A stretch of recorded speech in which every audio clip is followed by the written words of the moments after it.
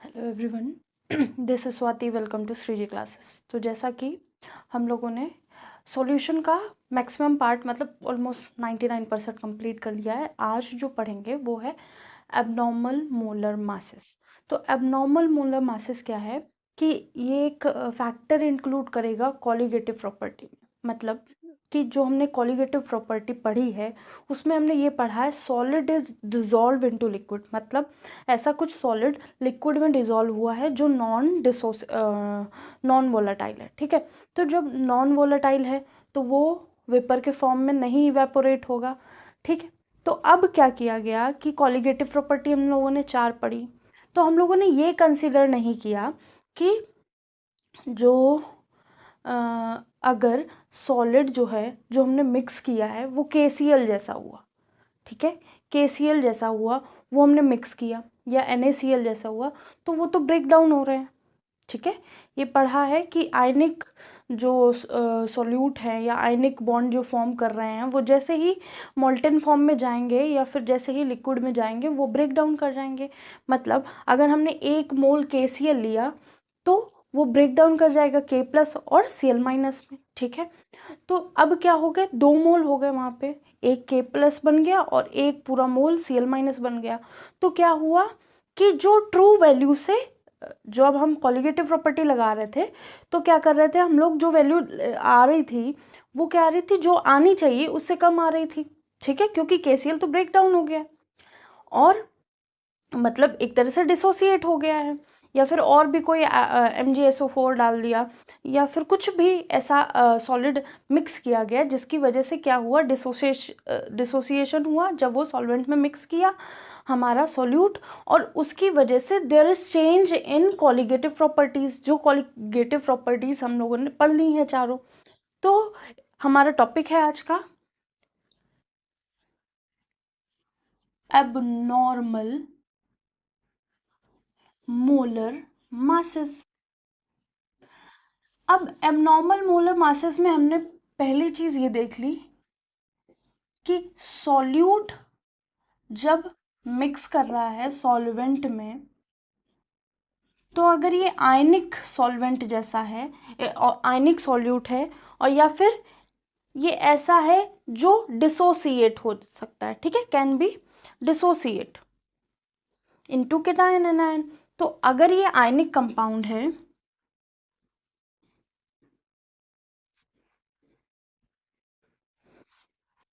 तो ये डिसोसिएट करेगा इनटू केटायन एंड एनायन।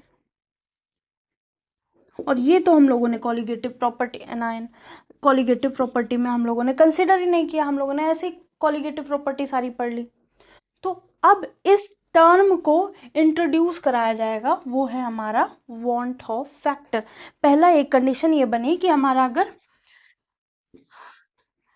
अगर आयनिक कंपाउंड कटायन और एनायन में ब्रेकडाउन हो गया तो ठीक है, सॉल्वेंट की कंडीशन है। सेकंड कंडीशन क्या हो सकती है, सेकंड कंडीशन ये हो सकती है, सेकंड कंडीशन ये हो सकती है कि सॉल्यूट और सॉल्वेंट जो है वो बॉन्डिंग कर ले। सॉल्यूट प्लस सॉल्वेंट हमारा ऐसा हो कि ये H बॉन्ड फॉर्म कर ले या हाइड्रोजन बॉन्ड फॉर्म कर ले, इंटर आयनिक हाइड्रोजन बॉन्ड फॉर्म कर ले। जब इंटर आयनिक हाइड्रोजन बॉन्ड फॉर्म कर लेगा सॉल्यूट और सॉल्वेंट तो क्या होगा, जितने नंबर ऑफ मोल्स होने चाहिए, जितना कंसंट्रेशन होना चाहिए उससे तो कम हो गया कंसंट्रेशन कम हो गया, जो हमारी वैल्यू आ रही थी एक्चुअल उससे कम आएगी। ठीक है, तो यहाँ क्या हो गया, H बॉन्डिंग हो गया जिसकी वजह से डाइमराइजेशन ऑफ मॉलिक्यूल हो गया।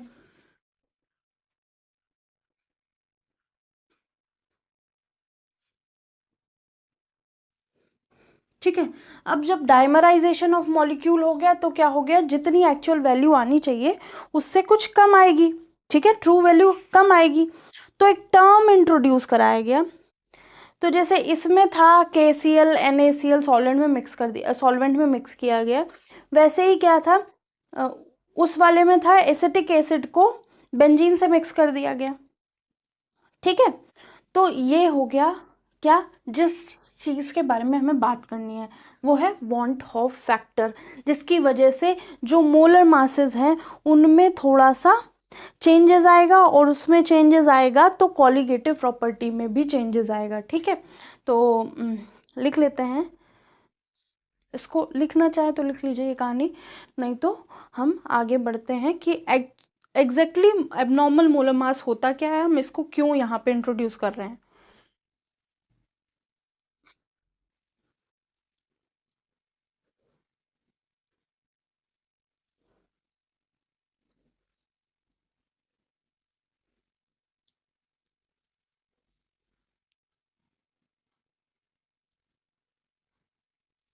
तो एबनॉर्मल मोलर मास क्या है?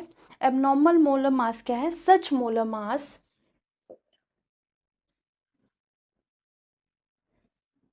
ऐसा मोलर मास है abnormal molar mass, such molar mass that is either lower or that is either lowers और हायर। ऐसा मोलर मास या तो वो लोअर होगा या हायर होगा, किससे? देन द एक्सपेक्टेड और नॉर्मल, देन जैसा हमने एक्सपेक्ट किया था उससे, और नॉर्मल वैल्यू से। ठीक है, नॉर्मल वैल्यू। तो हम जो वैल्यू देख रहे थे, जैसी वैल्यू आनी चाहिए उससे या तो बढ़ जाएगी वैल्यू या तो घट जाएगी। ठीक है, तो अगर ऐसा हो रहा होगा तो इसको बोल देंगे is known as abnormal molar mass, abnormal molar मास। ठीक है, अब क्या है कि ये समझ गए लोग कि हाँ कुछ सॉल्यूट जो है डिसोसिएट कर रहे हैं, और कुछ सॉल्यूट हमने सॉल्वेंट में मिलाया, उन्होंने तो एच बॉन्डिंग कर ली।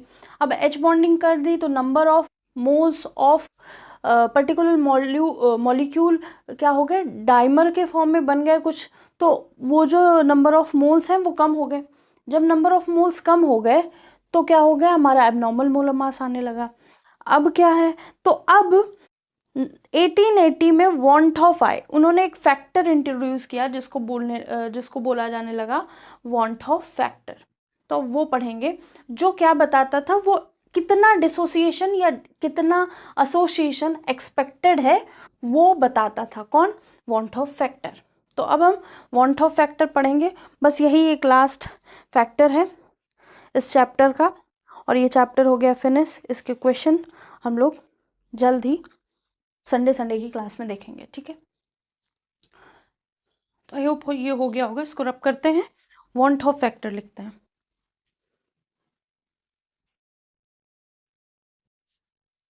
तो यहाँ लिख लेंगे want of factor, want of factor.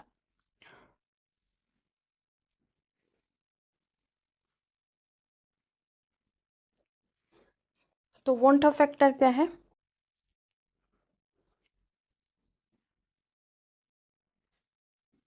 Of introduced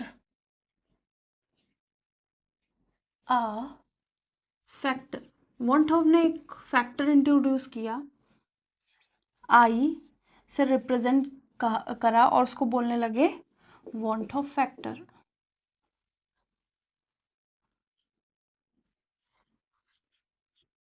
मतलब इन्होंने एक फैक्टर दिया।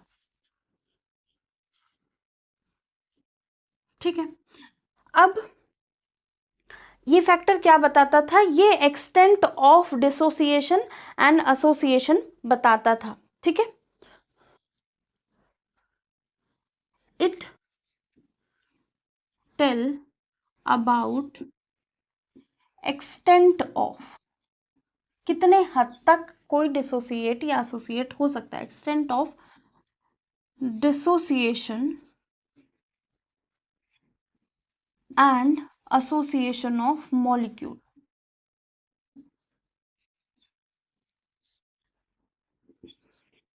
ठीक है, तो ये बताता ये बताता था। और हम लोगों ने abnormal molecular mass experimentally determine कर लिया था, ठीक है। तो पहले इसी के फॉर्मूले लिख लेते हैं कि एक्चुअल में इसका फॉर्मूला होता क्या है। इसको लिख लीजिए, फिर फॉर्मूला लिखते हैं।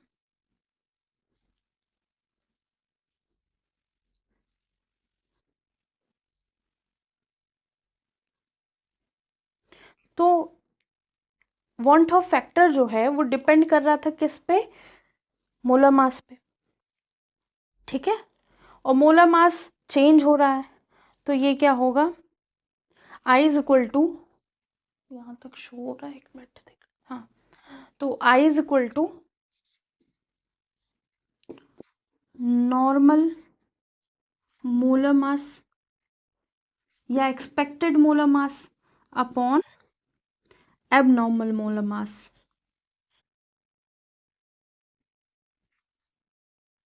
ये जो नया मोलर मास आ जाएगा, अगर डिसोसिएशन हो रहा होगा तो चेंज हो जाएगा, तो ज़्यादा हो जाएगा, एसोसिएशन हो जाएगा तो कम हो जाएगा। डिसोसिएशन मतलब break down of the compound, और एसोसिएशन इज, या एसोसिएशन इज डाइमराइजेशन और बॉन्डिंग ऑफ कंपाउंड, ठीक है। तो अब यहाँ पे एक और लिख लेते हैं, कॉलिगेटिव प्रॉपर्टी पे भी डिपेंड कर रहा है, ठीक है, और molar mass number of moles पे भी कर रहा है, तो वो भी लिख लेते हैं, वो वाले फॉर्मूले भी लिख देते हैं। तो आई इज इक्वल टू क्या होगा, पहला नॉर्मल लिखना है, तो पहले हम लिखेंगे ऑब्जर्व कॉलिगेटिव प्रॉपर्टी, और नीचे लिख देंगे कैलकुलेटिव कॉलिगेटिव प्रॉपर्टी। तो ऑब्जर्व्ड कॉलिगेटिव प्रॉपर्टी, और यहाँ पे कैलकुलेटेड जो एक्चुअल में आ रही है, calculated colligative property. Third formula है इसका, total number of moles dissociate और associate upon number of moles particle before association, ठीक है। तो जितने टोटल नंबर ऑफ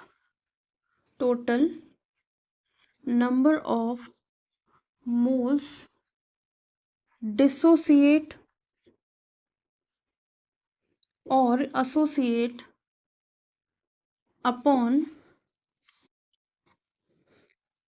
जो इसके अपॉन में क्या है, इसके अपॉन में number of moles before dissociation, number of moles before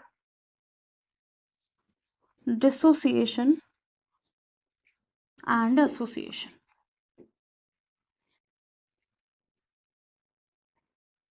तो ये हो गए 3 फॉर्मूले। और अब क्या हमें देखना है, अब हमें कॉलिगेटिव प्रॉपर्टी में जो चेंज देखने को मिलेगा वो क्या देखने को मिलेगा, वो हम देखेंगे। तो इसको नोट कर लीजिए।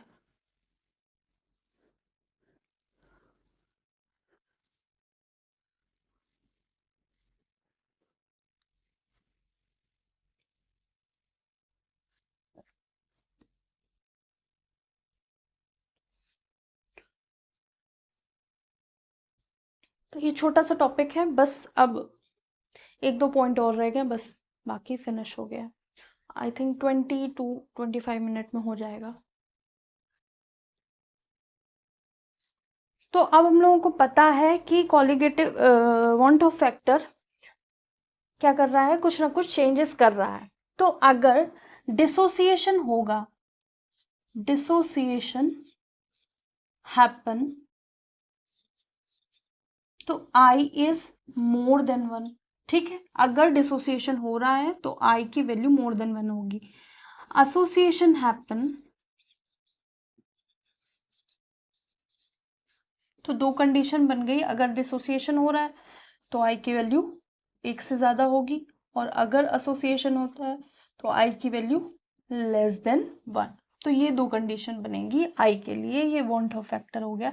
अब हम मॉडिफाइड कॉलिगेटिव प्रॉपर्टी लिख लेते हैं कि जो कॉलिगेटिव प्रॉपर्टी है उसमें चेंज क्या आया, क्योंकि जो हमने कॉलिगेटिव प्रॉपर्टीज पढ़ी है ना, तो वो क्या थी, 1 मिनट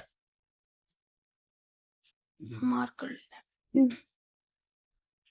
हाँ, तो जो हम लोगों ने कॉलिगेटिव प्रॉपर्टी है उस पढ़ी है, उसमें डिसोसिएशन और एसोसिएशन तो इंट्रोड्यूस ही नहीं किया, कि जब मॉलिक्यूल्स सॉल्वेंट में घुले या फिर सॉल्यूट सॉल्वेंट में डाला गया, तो उस कंडीशन में क्या हो रहा है, अगर डिसोसिएशन हो रहा है, मॉलिक्यूल्स आयनिक कंपाउंड हैं, तो आयनिक कंपाउंड ब्रेक डाउन हो जाएंगे, तो उनका आई की वैल्यू बढ़ जाएगी। ठीक है, वहाँ पे मॉलिक्यूल्स बढ़ जाएंगे तो नंबर ऑफ मोलर मास भी थोड़ा बहुत चेंज देखने को मिलेगा।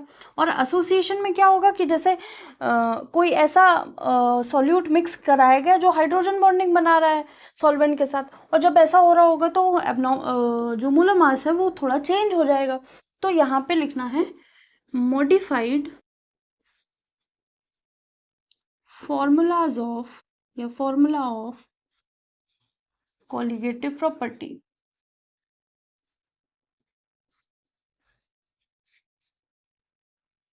ठीक है, तो ये है फर्स्ट क्या था हमारा, फर्स्ट जो हम लोगों ने कॉलिगेटिव प्रॉपर्टी इंट्रोड्यूस कराई थी वो था लोअरिंग इन वेपर प्रेशर। ठीक है, फर्स्ट क्या है, लोअरिंग इन या relative lowering in vapour pressure. ठीक है, रिलेटिव लोअरिंग लिख लो, relative lowering in vapour pressure. तो ये क्या हो जाएगा, तो इसका फॉर्मूला क्या था, जो हमारा प्योर सॉल्वेंट का प्योर फॉर्म में प्रेशर था -P1/P1 इज इक्वल टू किसके बराबर था, N2/N1।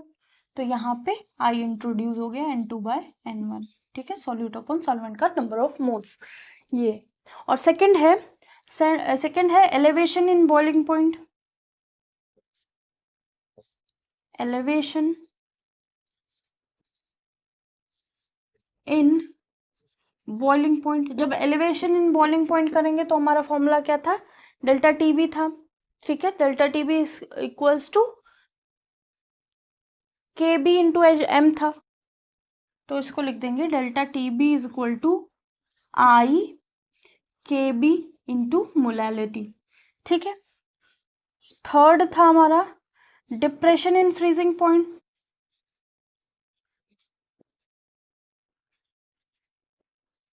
तो वो क्या हो जाएगा, डेल्टा टी एफ था, और डेल्टा टी एफ के साथ के एफ आया था और मोलैलिटी आई थी, तो ये हो गया delta T F is equal to i K F into molality. ये सारे फॉर्मूला हम लोग कर चुके हैं, तो इसमें कुछ समझाने लायक है नहीं ऐसा। अब ऑस्मोटिक प्रेशर लास्ट है, तो ऑस्मोटिक प्रेशर कैसे लिख लेंगे, फोर्थ ऑस्मोटिक प्रेशर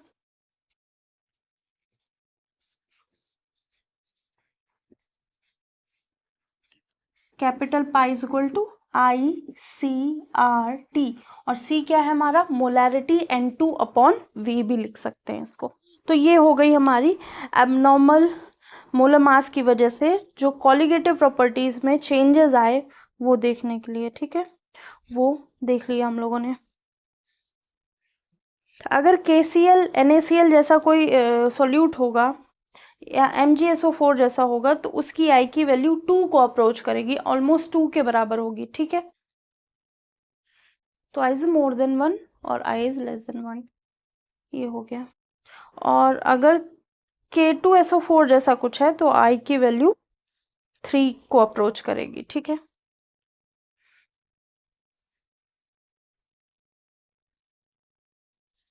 इसको नोट कर लीजिए।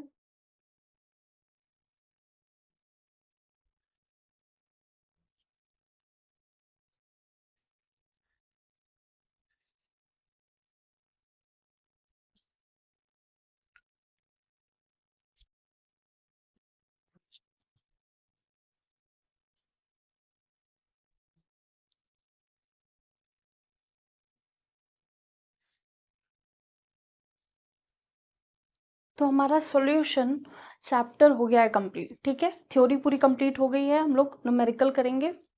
और नेक्स्ट क्लास में जो होगी, जो नेक्स्ट वीक होगी, उसमें क्या करेंगे हम लोग, इलेक्ट्रोकेमिस्ट्री स्टार्ट करेंगे। और मैं कोशिश करूँगी कि न्यूमेरिकल की एक क्लास हो 1 आवर की या 40 मिनट्स की एक क्लास हो, जिसमें 6 to 7 या 10 क्वेश्चन करा दिए जाएं। ठीक है, तो आज के लिए इतना ही। लाइक एंड सब्सक्राइब ज़रूर कीजिएगा। और प्लेलिस्ट पूरी चीज़ों की बना दी गई है कि मतलब कोई भी चैप्टर्स अलग नहीं है। अब हम चैप्टर वाइज सोच रहे हैं प्लेलिस्ट अलग अलग कर दें, क्योंकि कभी कभी होता है ना प्लेलिस्ट अलग से खोलना फिर ढूंढना चैप्टर्स, इससे अच्छा है सारे चैप्टर्स की अलग से प्लेलिस्ट बनी रहेगी तो कोई दिक्कत नहीं होगी। ठीक है, तो आज के लिए इतना ही। लाइक एंड सब्सक्राइब ज़रूर कीजिएगा और अपने कमेंट ज़रूर दीजिएगा, सजेशन दीजिएगा जो भी आपको न्यू चाहिए वो, या कुछ नया पढ़ना उसके लिए। ठीक है, थैंक यू।